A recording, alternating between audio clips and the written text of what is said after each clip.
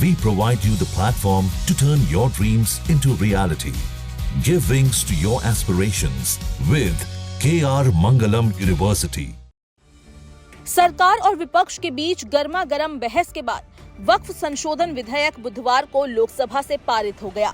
विधेयक के समर्थन में 288 और विरोध में 232 वोट पड़े।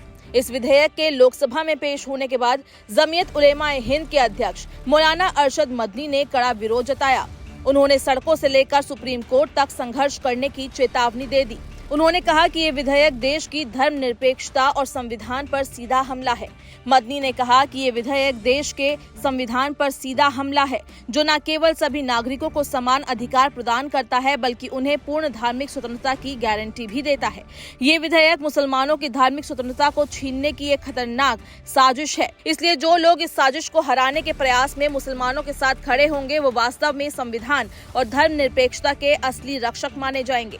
इसके विपरीत जो लोग इस साजिश को सफल बनाने में सरकार का समर्थन करते हैं, वे देश के संविधान और धर्मनिरपेक्षता के खुले दुश्मन माने जाएंगे। उन्होंने सभी संसद सदस्यों से अपील करते हुए कहा कि वे अपने विवेक का उपयोग करते हुए इस विधेयक के खिलाफ मतदान करके संविधान और धर्मनिरपेक्षता की रक्षा करें। वहीं वक्फ संशोधन विधेयक पारित होने पर मुस्लिम संगठनों ने आंदोलन की चेतावनी दी है। जमात-ए-इस्लामी हिंद के अध्यक्ष सैयद सदातुल्लाह हुसैनी ने वक्फ संशोधन विधेयक का कड़ा विरोध जताते हुए इसे एक अत्यंत निंदनीय कदम बताया, जो मुसलमानों के खिलाफ विधायी भेदभाव का मार्ग प्रशस्त करता है। All India Muslim personal law board ने कहा कि वो वक्फ संशोधन विधेयक को अदालत में चुनौती देगा और समुदाय के अधिकारों को खतरे में डालने वाले इस काले कानून के विरुद्ध लड़ाई को सड़कों पर ले जाएगा। प्रेस कॉन्फ्रेंस में प्रस्तावित कानून की आलोचना करते हुए बोर्ड के सदस्य मोहम्मद अदीब ने दावा किया कि ये मुस्लिम समुदाय की संपत्तियों को जब्त करने का प्रयास है। उन्होंने इसे इस सोच से शुरू किया है कि वे हमारी संपत्ति छीन सकते हैं। क्या इसे स्वीकार किया जा सकता है? ये मत सोचिए कि हम पराजित हो गए हैं। उन्होंने कहा कि ये एक तो शुरुआत है। संयुक्त संसदीय समिति में विचार विमर्श के दौरान बिल का विरोध किया गया। ये देश को बचाने की लड़ाई है, क्योंकि प्रस्तावित कानून भारत के ताने बाने को खतरे में डालता है।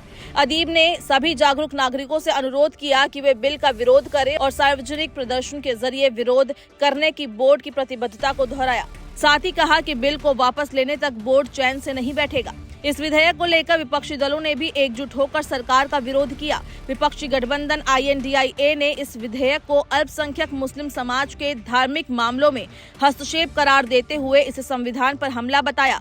वहीं किरेन रिजिजू ने विपक्षी सदस्यों द्वारा विधेयक को मुस्लिम विरोधी बताए जाने को खारिज कर दिया और कहा कि गृह मंत्री अमित शाह द्वारा सभी मुद्दों पर अच्छी तरह से स्पष्टीकरण दिए जाने के बावजूद कुछ सदस्य सच को स्वीकार करने के लिए तैयार नहीं है। कुछ नेता कह रहे हैं कि विधेयक असंवैधानिक है। मैं उनसे पूछना चाहता हूं कि वे कैसे कह सकते हैं कि विधेयक असंवैधानिक है? अगर ये असंवैधानिक था तो अदालत ने इसे रद्द क्यों नहीं किया?